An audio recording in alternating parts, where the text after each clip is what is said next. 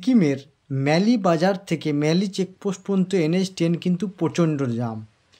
রাস্তা দেখতে পাচ্ছ, গাড়ি কিন্তু দাঁড়িয়ে পড়েছে। এখানে কিন্তু ল্যান্ডস্লাইড হয়েছে ম্যালি বাজারের কাছে, তো সেই জায়গাটা কিন্তু পুরোটা জাম লেগে গেছে। তোমরা যারা এই মুহূর্তে সিকিম থেকে শিলিগুড়ি বা শিলিগুড়ি থেকে সিকিম আসছো NH10 হয়ে, তারা কিন্তু হাতে প্রচুর সময় এক্সট্রা নিয়ে এসো। 2 থেকে 3 ঘন্টা 4 ঘন্টা পর্যন্ত এক্সট্রা লাগতে পারে, কিন্তু রোড জাম বিভৎস। দেখতে পাচ্ছ একদিকে রাস্তা আপাতত খোলা হয়েছে, রাস্তাটায় কিছু কাজ চলছে যেহেতু ল্যান্ডস্লাইড হয়েছে। তো দেখে বুঝতে পারছো ম্যালি বাজার থেকে ম্যালি চেকপোস্ট পর্যন্ত কিন্তু রাস্তাটা পুরোটাই কিন্তু রোড জাম আছে। সিকিমের এরকম আপডেট ভিডিও পাওয়ার জন্য অবশ্যই চ্যানেলটাকে সাবস্ক্রাইব করে রাখো, পাশে থাকা বেল আইকনটাকে প্রেস করে দাও, যাতে তোমরা সবাই নতুন নতুন ভিডিওগুলো দেখতে পারো। অবস্থা খুবই খারাপ।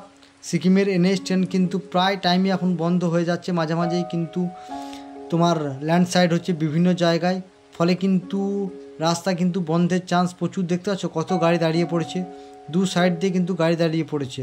আবার তো ওয়ান ওয়ে করে গাড়ি রোডটাকে চালানো হচ্ছে। রাস্তার সাইডে কিন্তু অনেক জায়গাতেই কিন্তু ল্যান্ডস্লাইড হয়েছে। দেখতে পাচ্ছ পুরো বৃষ্টি, চারিদিকে শুধু বৃষ্টি আর বৃষ্টি, পাহাড়ে কিন্তু এখন বৃষ্টি।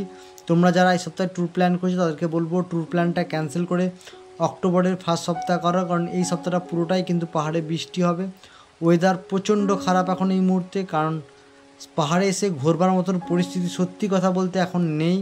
কারণ বিভিন্ন হোমস্টে থেকে আরম্ভ করে বিভিন্ন জায়গায় কিন্তু মানে প্রচুর পরিষেবা তোমরা প্রবলেম পাবে, কারণ কিছু করার নেই। অবস্থা খুবই খারাপ, মানুষজন বাড়ি থেকে বেরোতে পারছে না, সবসময় একটা বৃষ্টি। আর মানে আকাশের ভার তো পুরো মানে কি বলবো কালো, সবসময় দূরের পাহাড়গুলো কিছুই দেখতে পাওয়া যাচ্ছে না। দেখতে পাচ্ছি দু সাইডে কত লম্বা দিয়ে গাড়ি দাঁড়িয়ে আছে NH10-এর উপরে।